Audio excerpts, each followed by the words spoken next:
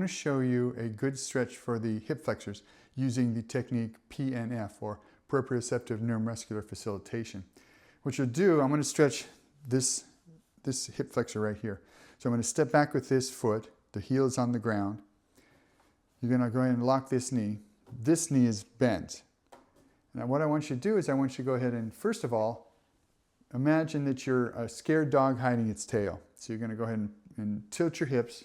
That's going to flatten your back here, and you'll feel this stretch right here. And you're just going to go ahead and hold this stretch for 10, 9, 8, 7, 6, 5, 4, 3, 2, 1. Now, without moving this back foot, you're going to try and drag it forward, but it's not going to move. So you're going to activate this hip flexor. So you're going to try and bring it forward using this muscle right here, keeping the knee straight and the heel back down into the floor.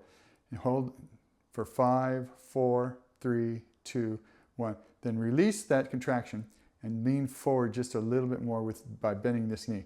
And keeping this glute squeezed, and feel that additional stretch right here in your hip flexor. And again, hold it for 10, 9, 8, 7, 6, 5, 4, 3, 2, 1. Again, try and slide your foot forward, but it won't go anywhere. For 5, 4, 3, 2, 1. Release the contraction.